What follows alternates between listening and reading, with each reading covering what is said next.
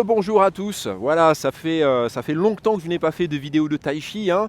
Donc c'est le retour sur Esprit Tai Chi, sur ma chaîne consacrée à la pratique du Tai Chi Chuan, à la boxe du Tai Chi.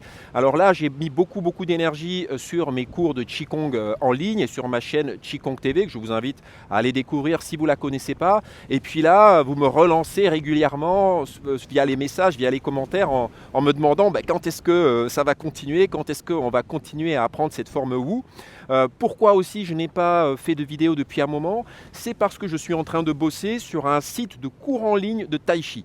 Donc vraiment sur un site de cours en ligne de Tai Chi où mon objectif c'est pas simplement de vous apprendre une chorégraphie vide, hein, ça ne m'intéresse pas de vous apprendre juste des mouvements comme ça, chorégraphiés, j'allais dire autant aller faire de la danse ou de la gym tonique quoi. Non, ce qui m'intéresse c'est à vous transmettre quelque chose autant dans la forme que dans le fond, et c'est pas pour rien qu'on appelle le Tai Chi Chuan un art martial interne. Ça veut bien dire qu'il y a des choses qui sont à la surface, des choses qui sont en profondeur. Alors évidemment après l'interne, qu'est-ce qu'on entend par interne? Ça c'est voilà, c'est tout un débat, hein, parce qu'évidemment derrière ça on peut mettre tout à n'importe quoi, comme derrière énergie, hein, souvent on dit c'est des pratiques énergétiques, mais le terme énergie c'est un terme un peu fourre-tout, donc voilà, moi j'aime pas trop l'employer à tout va. Donc il faut s'entendre sur ce qu'on entend par énergie, hein, et puis évidemment, je rappelle, c'est un art martial, donc tout doit se manifester concrètement dans la matière, dans le manifesté, et tout est confronté également, j'allais dire, au réel, au monde de la matière. Donc c'est bien beau de parler d'énergie, mais on se confronte à la matière, et le Tai Chi Chuan, à l'image des autres arts martiaux, voilà, là où il va, j'allais dire, là où il va se manifester et s'affirmer, c'est dans un échange martial. Alors bien sûr, nous là, ici, on est dans l'aspect santé, on est d'accord avec ça. En Chine, le Tai Chi Chuan est pratiqué essentiellement pour la santé par la majorité des gens, puisqu'on lui accorde la vertu de réguler la circulation du qi dans le corps. Là, à nouveau, on rentrerait dans des principes de médecine chinoise. Qu'est-ce qu'est le qi? Qu'est-ce que c'est réguler la circulation du qi dans le corps? En médecine chinoise, on va dire médecine traditionnelle chinoise de manière basique, la santé c'est simplement quand le qi circule de manière harmonieuse, mais évidemment c'est pas aussi simple. Ensuite il faudrait développer. Je vous invite à aller voir ma chaîne sur le Qigong où j'aborde certaines notions comme ça théoriques. Bon bref, j'ai beaucoup parlé, mais en même temps ça fait un moment qu'on ne s'est pas vu, donc allons-y. Donc je vous disais, je suis en train de bosser sur une plateforme de cours en ligne de Tai Chi, hein. J'ai déjà une plateforme de cours en ligne de Qigong avec des vidéos de très grande qualité, et là à nouveau j'avais envie de fournir quelque chose de très grande qualité, parce que ce que je vois dans le paysage des cours en ligne Tai Chi, en général c'est l'apprentissage de la gestuelle, de la forme, de la chorégraphie, mais ça ne va pas suffisamment en profondeur. Et moi c'est ce que j'ai envie d'emmener. J'ai envie d'amener de la consistance dans ma pratique. Donc ça sera une plateforme de cours en ligne où ça ne sera pas je pioche ce que je veux. Non, il y aura une progression, ça sera un peu comme une formation si vous voulez, c'est-à-dire que au fur et à mesure vous allez débloquer des vidéos qui vont se débloquer selon un rythme bien spécifique, parce que comme en musique, vous devez faire vos gammes, hein, donc il y a des vidéos qui se débloquent, vous bossez vos gammes, et ensuite d'autres vidéos se débloquent un laps de temps après. Tout cela pour vous obliger à suivre, j'allais dire, une certaine logique d'apprentissage et un certain rythme. Et d'ailleurs, le Tai Chi, le Tai Chi, c'est une histoire de rythme. Bon, je vous reparlerai de ces cours en ligne plus tard. Là, je suis de retour ici sur Esprit Tai Chi, c'est reparti, je vais vous refaire des cours le plus régulièrement possible, j'allais dire très régulièrement, je ne vais pas vous donner de date, de temporalité, mais je vais vraiment faire en sorte d'être régulier, pour qu'on avance sur cette forme Wu, qui est une forme pour moi beaucoup plus simple d'apprentissage, et qui est d'ailleurs une très bonne porte d'entrée pour ce que je proposerai ensuite sur cette plateforme. Alors aujourd'hui on continue, on va travailler sur un mouvement qu'on appelle brosser le genou, hein, le brosser du genou, qui est vraiment un grand classique de toutes les écoles de Tai Chi, de tous les courants de Tai Chi. On va le travailler vraiment indépendamment de la forme, des mouvements qu'on a vus précédemment, et puis dans une prochaine vidéo on va le relier au mouvement juste qui précède, hein. Donc pareil, si vous n'avez pas vu les vidéos précédentes, revenez-y, hein, puisqu'il y a une continuité. Et donc ensuite, dans une prochaine vidéo, je vais le relier au mouvement précédent. On avait vu la grue blanche qui déploie ses ailes, et on le placera à nouveau dans le déroulé du Tao, dans le déroulé de la forme, même si vous savez que j'aime pas employer le terme forme, mais la forme est nécessaire, on vit dans une forme, on vit dans la forme, donc pourquoi pas. Et voilà, donc aujourd'hui, brosser du genou. C'est parti pour cette pratique. N'hésitez pas à me poser vos questions en commentaire. N'hésitez pas à me dire si cette plateforme de cours en ligne vous intéresse. Et puis voilà, je suis content de vous retrouver. Allez, on part sur la pratique, j'arrête de parler. Alors lors de cette marche, l'une des choses à laquelle on va particulièrement veiller, c'est à ne pas aligner les talons, c'est-à-dire avoir les talons sur une même ligne. Sinon, on serait comme un funambule sur un fil et on n'aurait pas d'équilibre. Donc il va toujours falloir veiller à ce qu'il y ait suffisamment d'espace entre les deux pieds, entre les deux talons, pour avoir assez d'équilibre. Mais on va voir ça tout de suite en mouvement. Donc pour commencer, je vous invite à ouvrir la pointe du pied à 45 degrés, la pointe du pied arrière, et on va poser le pied avant, ici, devant. L'assise est dans la jambe arrière, et ici, vous voyez que je vais venir tirer les orteils vers moi. Voilà. Donc on est dans ce qu'on appelle le pas vide. On est toujours dans la forme Wu de Tai Chi. Et puis ensuite, on va venir placer une main ici, au niveau à peu près de la poitrine, on va dire au niveau des épaules. Voilà. On va essayer de ne pas aller trop, sinon ça va monter l'épaule. Donc on va placer la main au niveau de l'épaule ou un peu plus bas, un tout petit peu plus bas que l'épaule. Voilà.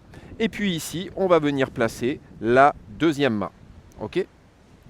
Ensuite, on va transférer le poids dans la jambe avant.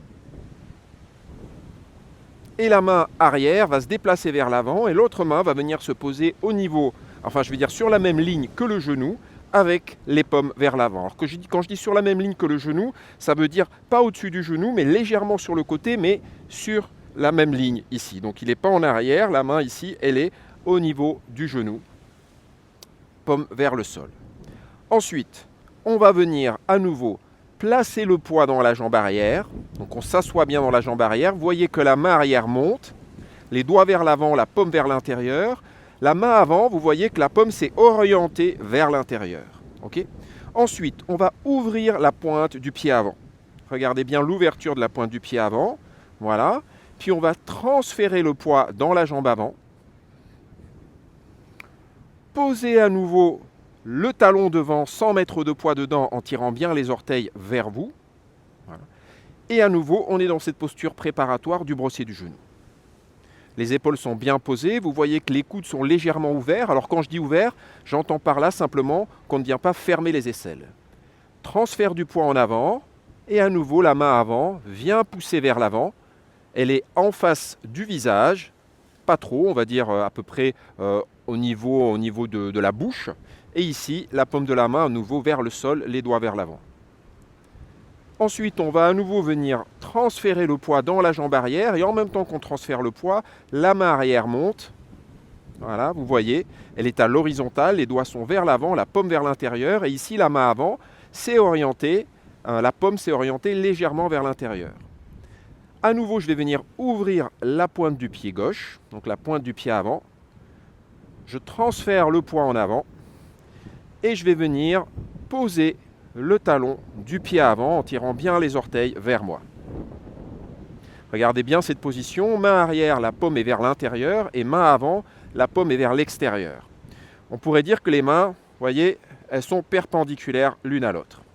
Le regard est toujours vers l'avant, puis je vais venir pousser dans la jambe arrière pour transférer le poids dans la jambe avant. La main avant descend, la main arrière pousse vers l'avant. Je veille bien derrière à ne pas décoller le talon. Donc derrière, le talon n'est pas décollé.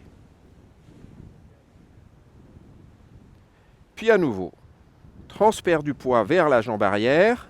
La main arrière monte. La paume de la main avant s'oriente vers l'extérieur. La paume de la main ici, arrière et vers l'intérieur. Puis à nouveau, transfert du poids sur la jambe avant. Vous voyez, je garde cette ouverture de la pointe avant à 45 degrés. Je garde bien ma flexion au moment de ramener la jambe arrière. C'est-à-dire que quand je vais ramener ma jambe arrière, je ne vais pas remonter. Non. Quand je vais ramener ma jambe arrière, je vais rester bien ici, installé dans ma hanche, assis dans ma hanche. Donc je reste, on va dire, assez bas. Alors après, la hauteur, évidemment, elle est relative à vos possibilités. Donc à vous à gérer la hauteur. Et la hauteur va bien sûr déterminer l'amplitude de votre pas. À nouveau, je pose le talon du pied avant. Alors quand je dis je pose, je veille bien à ne pas tomber, à ne pas laisser tomber mon poids dans le talon avant. Non, il se pose comme une plume, comme si vous posiez le talon sur des œufs. Le regard est vers l'avant, transfert du poids en avant, la main arrière pousse et l'autre main vient se placer sur la même ligne que le genou avant, paume vers le sol, doigt vers l'avant. Cette main ici, la main avant ici qui descend, finalement elle vient essuyer le genou D'où le nom de ce mouvement, brosser le genou. À nouveau, transfert dans la jambe arrière, donc la pointe du pied avant se soulève, en même temps la main arrière monte, la paume de la main qui était vers l'avant, devant, s'oriente vers l'intérieur, ou l'extérieur, voyez-le comme vous voulez, mais vous avez bien compris. Hein, voilà. J'ouvre la pointe du pied avant à 45 degrés, et à nouveau, transfert du poids dans la jambe avant. Posez le talon délicatement comme une plume, tirez bien les orteils vers vous, et vous avez remarqué que quand je pose le pied avant, la pointe de mon pied est bien orientée vers l'avant, c'est-à-dire au moment où je le pose, il n'est pas encore ouvert à 45 degrés, non, là il est bien dans la direction de mon déplacement. Et quand je disais ici que je garde les coudes légèrement ouverts, j'entendais par là que je ne ferme pas les aisselles. Donc l'espace ici sous les aisselles n'est pas fermé, il est légèrement ouvert. Bien sûr, si je vais trop loin, ça va monter les épaules, donc je trouve une position intermédiaire. C'est un peu comme si j'avais des petits ballons ici sous les aisselles, voilà. En même temps, les épaules doivent être bien posées, évidemment. Je veille à ne pas monter les épaules. Et à nouveau, transfert du poids vers la jambe avant. Et je viens brosser le genou. Transfert du poids derrière, montée de la main derrière, orientation, rotation ici de la paume avant. Vous avez vu cette spirale dans la main avant ici qui s'oriente vers l'intérieur ou l'extérieur, vous voyez-le comme vous voulez, peu importe, mais vous voyez ce que je veux dire. Et puis à ce moment-là, on va ouvrir la pointe du pied ici à 45 degrés, transférer le poids devant. Vous voyez que mon talon derrière n'est pas encore soulevé. Je ne monte pas, je reste bien fléchi, assis dans ma hanche. Je pose le talon le plus délicatement possible. Puis je transfère le poids vers l'avant et je termine mon brossé du genou.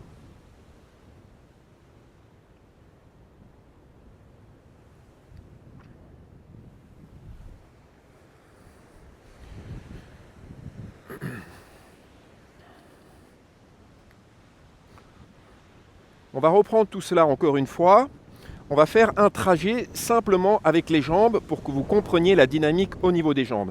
D'ailleurs, c'est une pratique que je vous invite à faire indépendamment du haut du corps. C'est une marche du tai chi, c'est très intéressant, ça va renforcer les cuisses, hein. Ça va travailler sur votre assise, ça va travailler sur votre ouverture de hanche.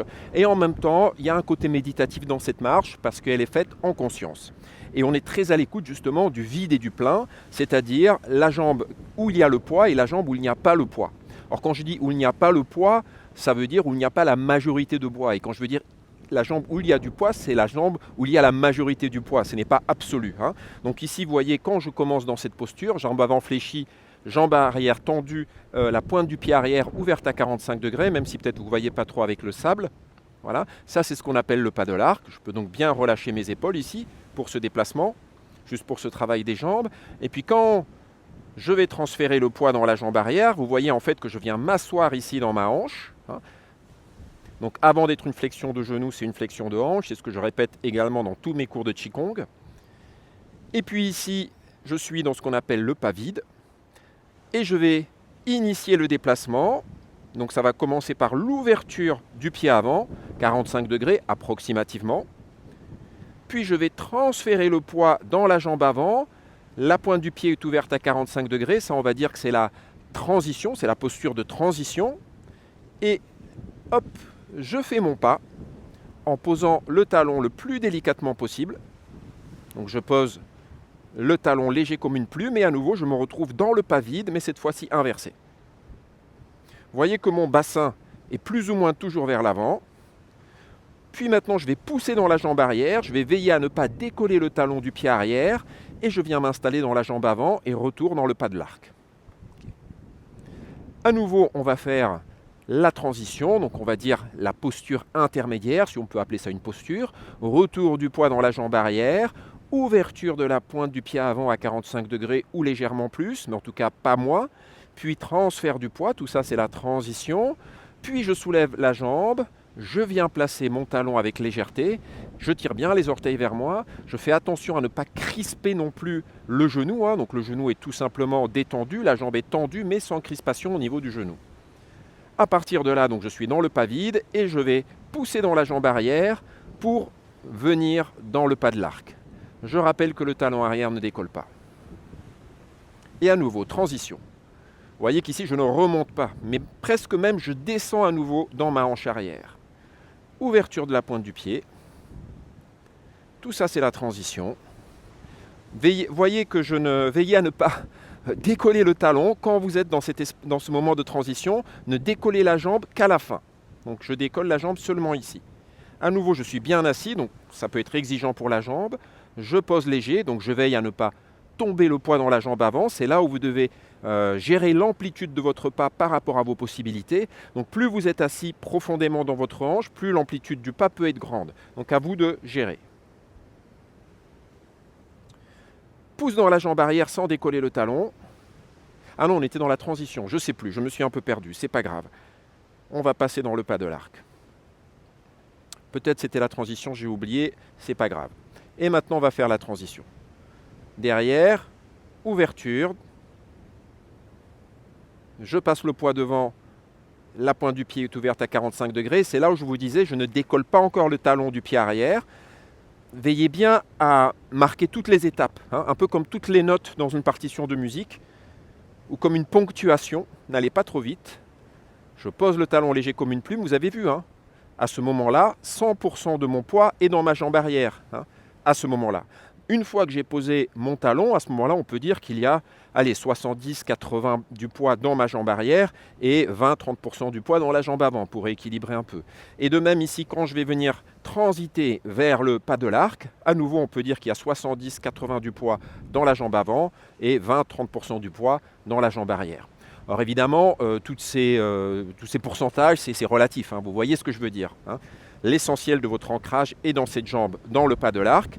Et quand vous êtes dans le pas vide, l'essentiel de votre ancrage est dans la jambe arrière. Le seul moment où il va y avoir 100% du poids dans une jambe, c'est au moment ouverture du pied de la transition, c'est-à-dire ici, au moment où je vais soulever la jambe arrière. Là, évidemment, dans ce moment de transition, 100% du poids est sur la jambe qui est incluse dans cette transition de pas.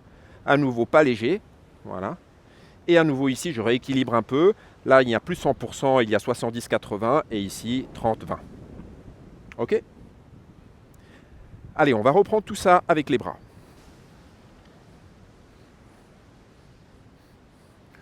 Nous allons partir du pas de l'arc et du brossé du genou.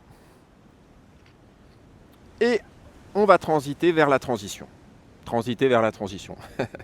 Donc ici, je rappelle, 70-80% du poids dans la jambe avant, 20-30% du poids dans la jambe arrière, pointe du pied arrière ouverte à 45 degrés, la pointe du pied avant est toujours dans ma direction comme une flèche. Hein, utilisez l'idée mémotechnique, pas de l'arc, le pied avant c'est comme une flèche et il est dans la direction de ma cible et c'est toujours la même direction, je ne vais pas zigzaguer.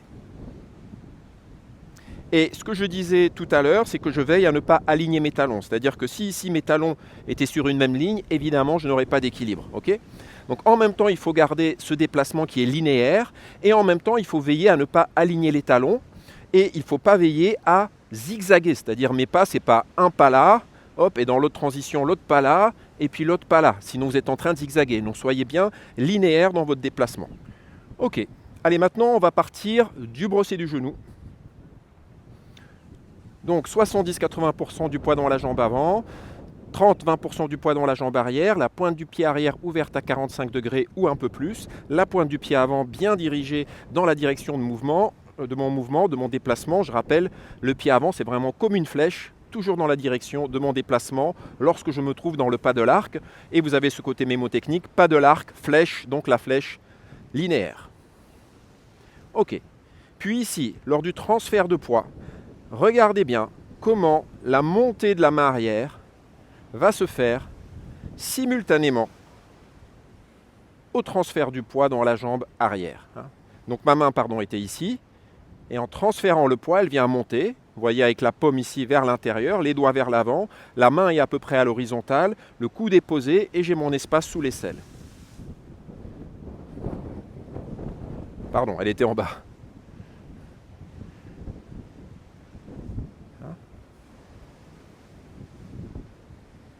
Vous voyez comment c'est synchrone avec le transfert du poids.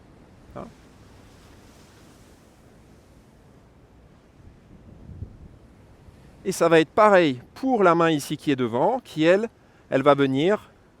C'est comme si je déviais quelque chose, vous voyez? C'est comme si je venais essuyer un peu mes cheveux, coiffer mes cheveux avec le dos de la main, et en fait c'est comme si je venais dévier quelque chose. Vous voyez que ce n'est pas pousser quelque chose, mais que c'est dévier quelque chose, finalement comme si je déviais un peu un coup de poing. Donc cette main qui est là, pareil, son mouvement va être synchronisé avec le transfert du poids. Je rappelle que le talon du pied arrière est bien collé au sol, tout le pied est collé au sol, et ici, hop, je viens placer. Pardon. Paume vers l'avant, et puis la paume qui s'oriente ici vers l'extérieur.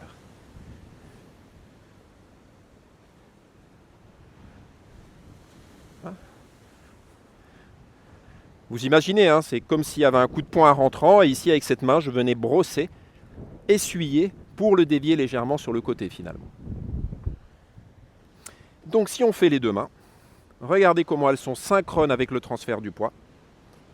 Je viens armer ce bras-là, et celui-là, il vient essuyer, dévier, à vous de voir. Mais ce que je voulais surtout que vous perceviez, c'est que tout ça, ça se fait en même temps, relié au transfert de poids. On y reviendra. Ouverture de la pointe du pied avant, on est dans notre transition. Je transfère le poids devant sans soulever le talon du pied arrière, très important, je rappelle.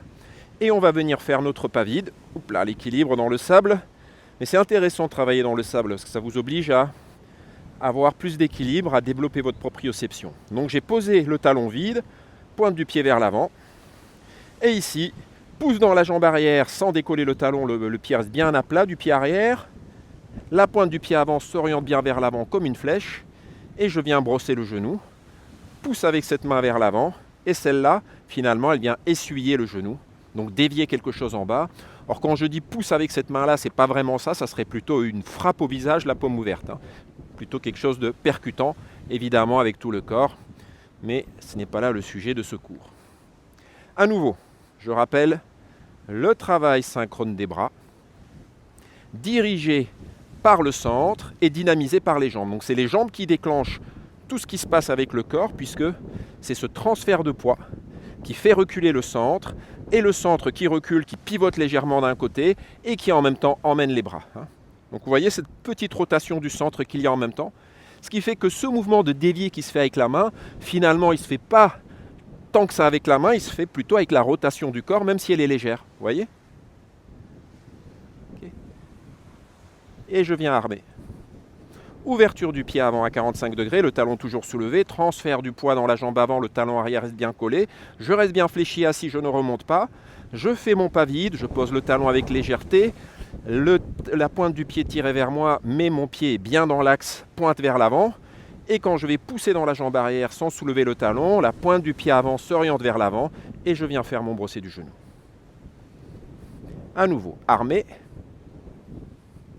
Ouvrez la pointe du pied à 45 degrés, transfère le poids devant, pose vide, pousse dans la jambe arrière, brossez le genou. Transition. N'oubliez pas la petite rotation du centre. Vous voyez qu'ici mon bassin est légèrement tourné à 45 degrés, ce qui fait que finalement, ici mon bras arrière, quand il va être expédié tant avec le transfert de poids qu'avec la rotation du centre. Donc c'est non seulement le centre qui se déplace vers l'avant, mais également, vous le voyez ici, il tourne, et c'est ça qui emmène mon bras arrière.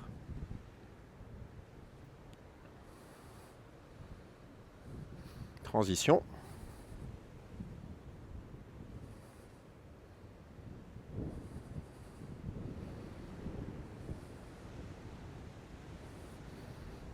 Synchronisez bien le haut et le bas du corps, gardez les épaules posées, l'espace sous les aisselles. Pas vide, pas de l'arc.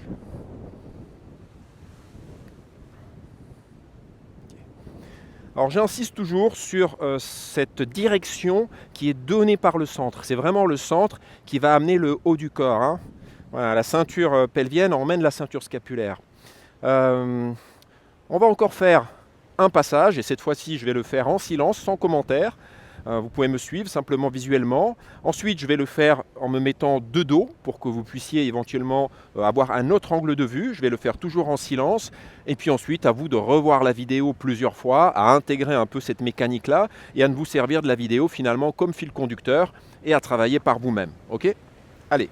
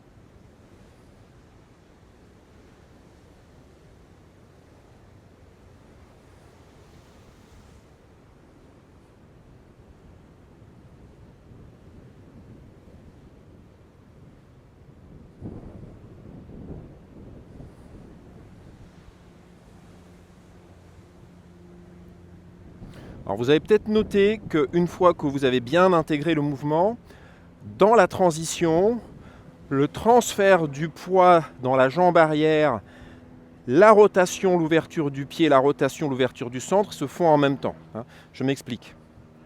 Quand on est ici dans la transition, voilà, j'ai fini mon brossé du genou, et que je vais transférer le poids dans ma jambe arrière. Tout à l'heure, je vous disais transférer le poids, les bras là, synchrone, puis ouverture de la pointe du pied avant. Vous comprenez bien que comme c'est le centre qui dirige, à la fin, puisque les bras viennent armer ici sur le côté et ce mouvement de armer se fait à nouveau à partir du centre, à partir de la rotation et du déplacement du centre, vous vous doutez bien que cette rotation du centre est reliée aussi à cette rotation du pied, donc finalement ça se fait simultanément. Vous voyez ? Ça se fait simultanément. Mais au début, ne le faites pas trop vite, décomposez-le plutôt en faisant ça, puis ça, parce que sinon vous risquez de complètement dévier votre corps et dévier tout le mouvement, alors que votre ligne directrice, elle est ici. Donc il faut être capable en même temps d'associer et de dissocier les choses. Ok ? Alors j'aimerais aussi apporter une petite précision. Je vous ai dit que le regard est vers l'avant. C'était pour vous obliger finalement à garder cette direction et cette conscience de cette linéarité et de savoir dans quelle direction se déploie finalement votre mouvement et votre action.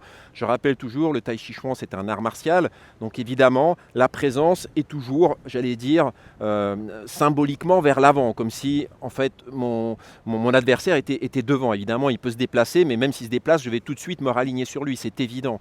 Donc c'est pour ça que je vous avais demandé de garder cette présence à partir de votre regard et avec votre tête dans cette linéarité, mais vous avez pu peut-être constater qu'au fur et à mesure, la tête suit un tout petit peu les mouvements de la ceinture scapulaire, des épaules, mais tout en gardant la présence à ce qui se passe devant. Donc ça veut dire que si ici, je suis là et là, je vais faire ça, vous voyez que tout ça, ça tourne, qu'effectivement, ma tête, elle suit un tout petit peu, mais je garde une présence à ce qu'il y a devant. C'est pas hop, j'ai perdu complètement conscience de ce qu'il y a là, et d'un seul coup, je vais revenir là. Non. Naturellement, quand je fais ça, ok, ma tête suit un tout petit peu, mais mon regard est toujours devant. Ok ? Comprenez ce que je veux dire ? Mais cela dit, ce qui est plus important, c'est de garder cette présence à cette linéarité. Et de toute façon, je vous invite à apprendre à dissocier justement les mouvements de la ceinture scapulaire et de la tête, autant que vous apprenez à les associer. Allez, je le fais de dos, vous me suivez.